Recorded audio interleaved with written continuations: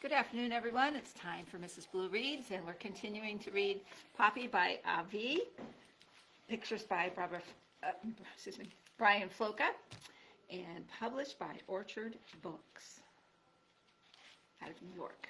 And we are on chapter 11. If you remember, Poppy has gone traveling to see what's going on at Newhouse, that Mr. Cox doesn't want them to move there, and she's about to meet someone, Erethason Dorsatum. In the obscure murk of the log's interior, Poppy crouched tensely. Slouching slowly out of the dark came a flat-faced beast with a blunt black snout and fierce grizzled whiskers. Its eyes were heavily lidded as though it had just awakened. The creature moved ponderously with a waddle and a rattle. Its stench was powerful enough to make Poppy clamp a paw over her nose.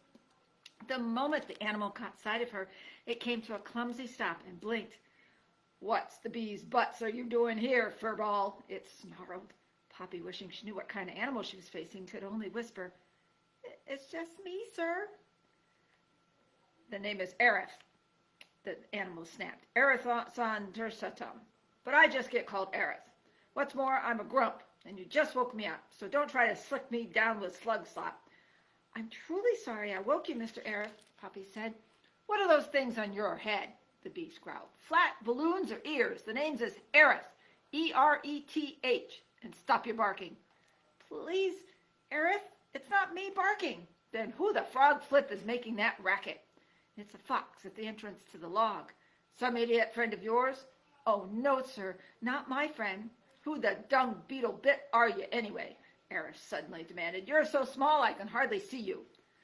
"I'm a deer mouse, a girl deer mouse." "I didn't ask what you are. I don't give bugs bathwater about that. I asked for your name." "Poppy." "Poppy? What kind of idiotic name is that?" "Please, it's a family tradition. We're named after flowers and fruits." Erethason Dorsatum is my name. Latin name. But you kids don't learn Latin anymore, do you?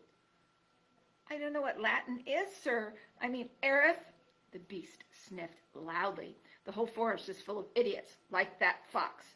During this conversation, the fox had continued to bark and whine, occasionally even digging furiously at the log entrance.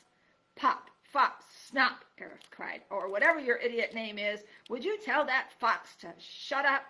"It's Poppy, and if I tell him, I don't think he will." "Why not?" "He wants to eat me," Poppy said faintly. "Eat you?" "Yes." "Jerk," Aerith said scornfully. "But then all meat eaters are jerks. Ever notice that? I mean, did you ever meet a meat eater who wasn't loud and aggressive? Did you? Never mind. Just get out of here and leave me alone." "I can't," Poppy cried. "Why the bilge can't you?" "I just told you," Poppy pleaded. "If I go out, he'll eat me." "Look here," Aerith cried. "Whatever your idiot name is, don't you have any guts?" "Please, it's Poppy." "Oh, weasel work. I don't care what it is. All I'm saying is, if a creature can't take care of himself, he has no business sneaking into my house, waking an old coot like me in the middle of the day and asking for my help." "I never asked you for your help," an exasperated Poppy replied. "Can't you understand anything? That fox chased me. Do you think I like being in here? It stinks." Aerith blinked. "Oh, all right," he growled. "I suppose I better talk some sense into that meat mauler. Just get out of my way," he snarled as he began to waddle forward. "It's your lookout, not mine, if you get pricked by one of my quills." Poppy's heart clenched. Did you say quills?" she stammered. "Of course I said quills, fuzzball." "Yes, but what?" Poppy was dizzy with fear. Her knees shook. She found it hard to swallow. "What are you?" "Don't you have eyes?" Aerith screeched. "Or are those spots on your face buttons? I'm a porcupine." "Porcupine!" The word turned Poppy numb. She could hardly breathe. She could not think. "Floppy or ploppy?" Errol bellowed. "Will you get your flea-ficking self out of my way?" Poppy dived against the pulpy wall of the log and squeezed herself flat to allow Aerith room. It's very hard to see, but he's right there. Even so,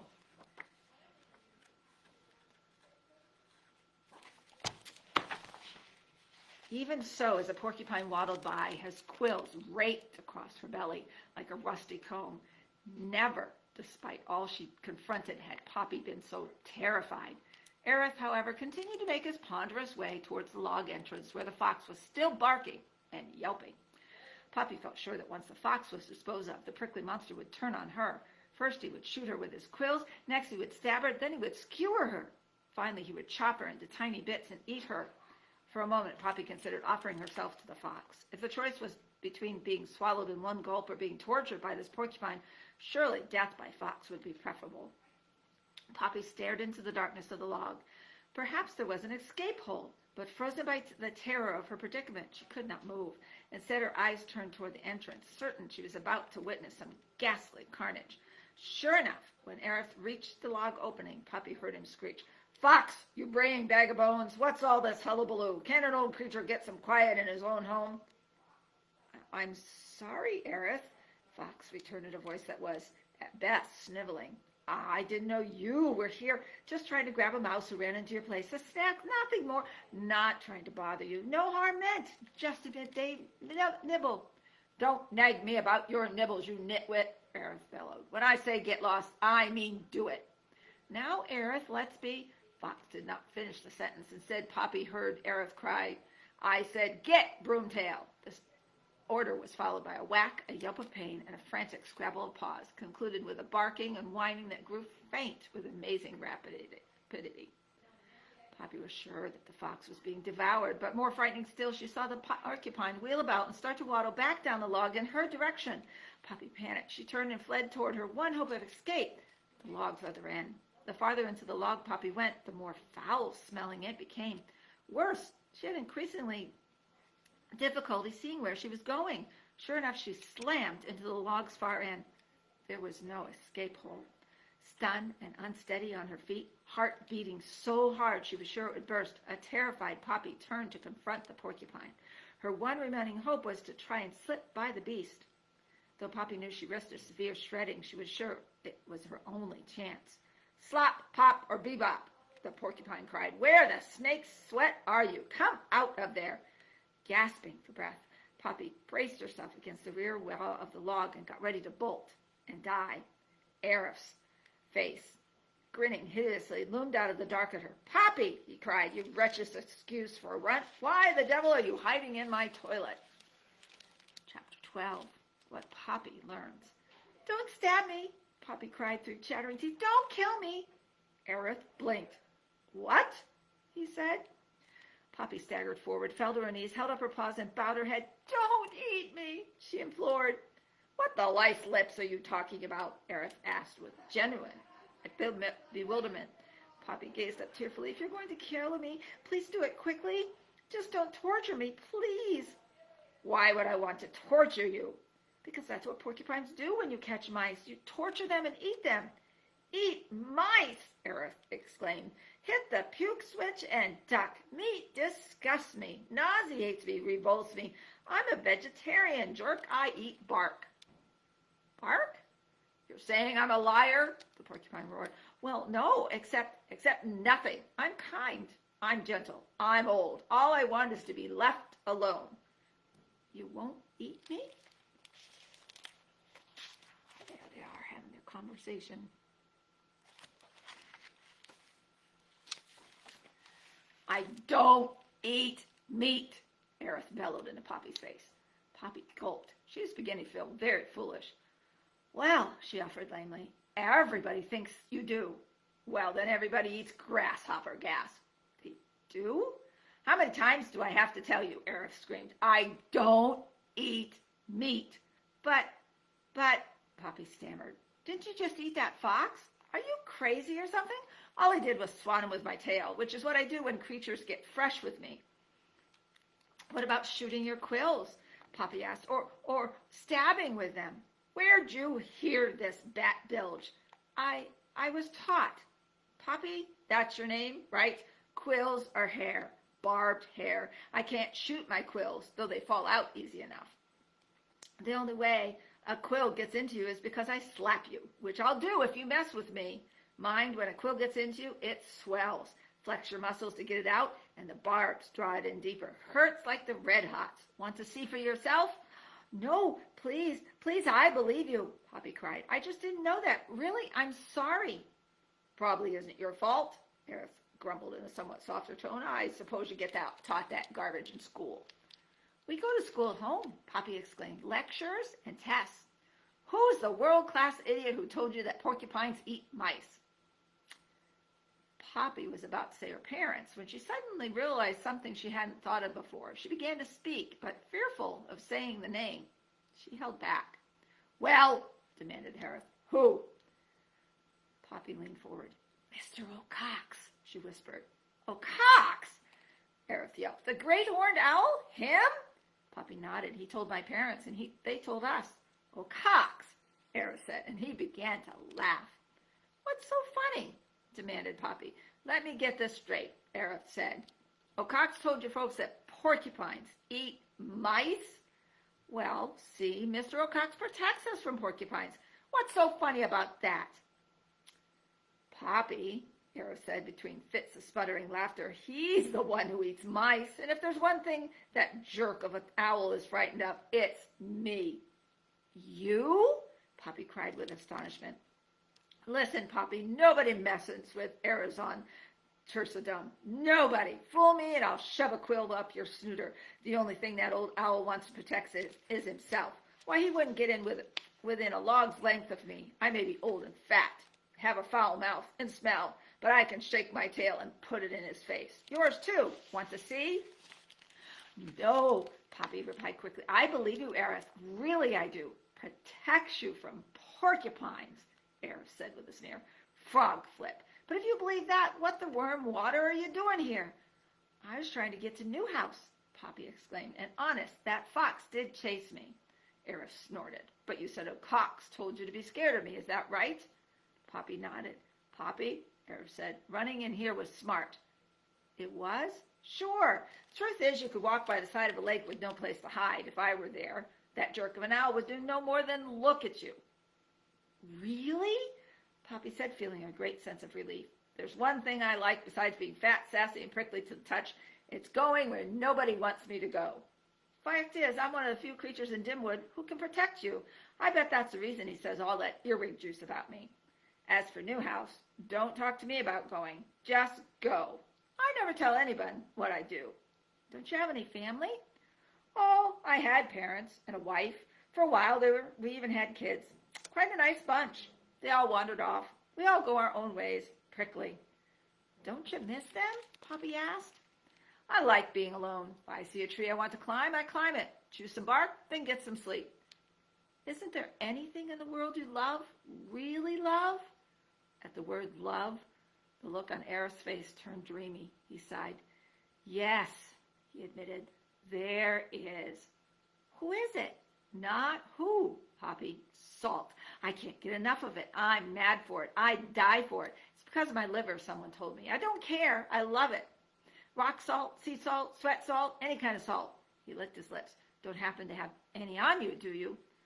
I'm sorry, I don't. You were talking about Newhouse. You have any idea what's there? That's what I need to find out. I'll tell you one thing that's there. What?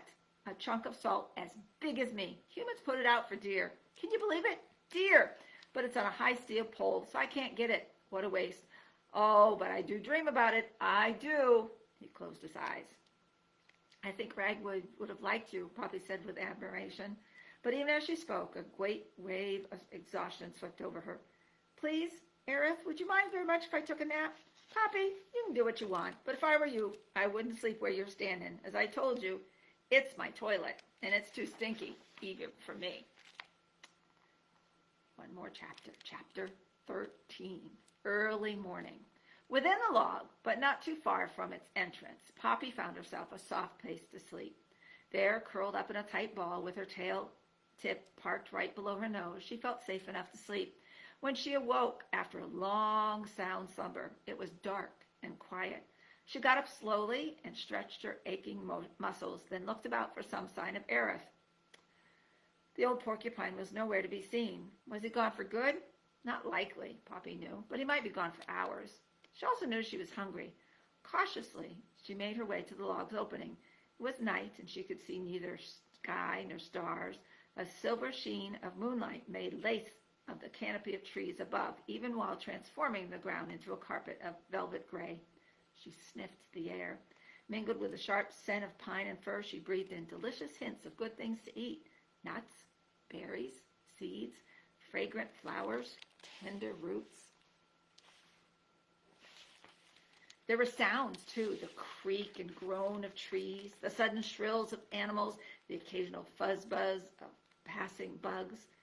Poppy could only feel astonishment. This was not Dimwood the forbidding. This was Dimwood the beautiful, a luxuriant world that teemed with life, a universe that held more than she had ever seen or dreamed of a paradise that filled her with an almost aching desire to dance through it and see more.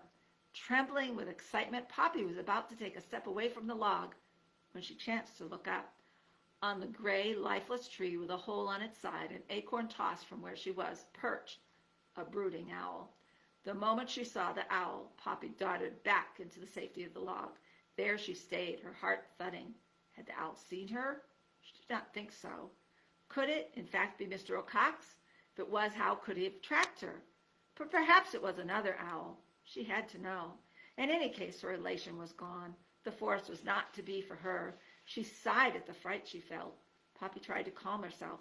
First, she pondered over her discovery that Mr. O'Cox had lied about porcupines. At least she did not have to be frightened about them. In spite of herself, she giggled when she thought of Aerith, such a likable, unlikable creature.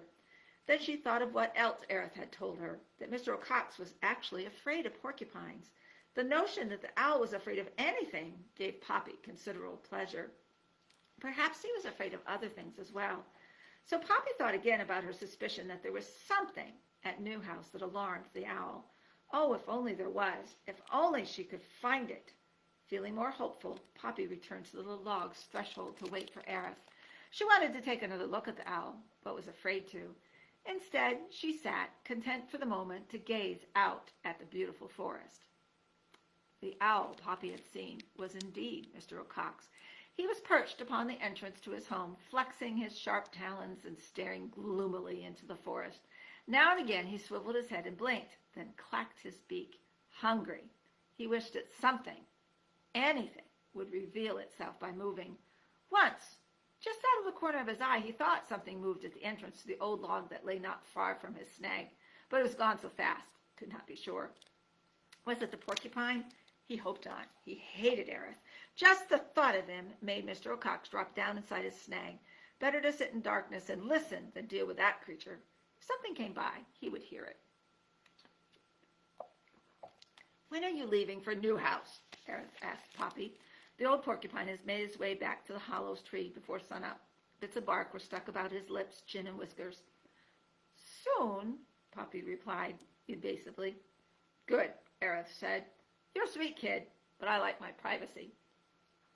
Aerith, Poppy began after a moment, I know you want me to go, and I want to go too. But when I looked out before, I think I saw an owl. On that snag just beyond my door, asked Aerith. The what? The old tree with the broken top. Poppy nodded. There was an owl sitting there, she said. I was told Mr. O'Cox lives in Dimwood. Could that be him? Aerith snorted. Follow me. Somewhat anxiously, Poppy trailed the porcupine out of the log. That's the snag you're talking about? Aerith said, pointing. Yes. Well, then, that's where Mr. O'Cox lived. Poppy jumped back. There? Absolutely. Don't you mind? Poppy whispered. Was edging closer to Aerith. Nah, he's a jerk. Anyway, he doesn't get near me. But he rules this whole territory. Him? Rule? Maggot milk. But it's true. Poppy, Aerith snorted. There are lots of creatures who live around here. Some are mean, like O'Cox. Some are sweet, like me. Nobody rules. But he says he does. Oh, bees burp. Just because you're scared of someone doesn't mean you have to believe him. Aerith turned toward the snag. O'Cox, he bellowed. O'Cox! No, Poppy cried. Don't. And there's O'Cox looking out of his snag, and there's Aerith and Poppy. It was too late. Mr. O'Cox popped up in his snag hole. In a panic, Poppy scrambled to hide behind Arif's tail. What do you want? Mr. O'Cox demanded. I've got a mouse here by the name of Poppy who says you've been calling yourself ruler of Dimwood. That true? Instead of answering, Mr. O'Cox shifted his head, trying to catch a glimpse of Poppy. When he saw her timidly peeking from behind Arif's tail, he jutted his head forward, opened his eyes wide, and hissed. Arif laughed. She also told me you claimed porcupines eat mice, that you protect them from me. O'Cox, do you believe that garbage, or do you just like the way it tastes in your mouth when you say it? Suddenly, Mr. O'Cox's eyes narrowed. Where did you get that earring, girl? He shrieked at Poppy. That's something I ate. Poppy became so frightened she began to back up. What I eat is mine, girl, mine, Mr. O'Cox screamed. Listen here, O'Cox, Arif snapped. This mouse has as much right as you do to go and do what she wants. I don't want you messing with her.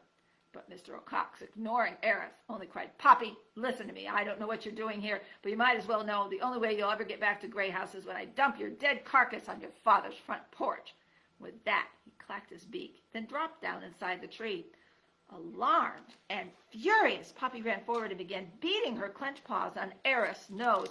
You lummox, she cried. You lump, you rattling pincushion. The porcupine only grinned. Why did you tell him about me? Poppy shouted.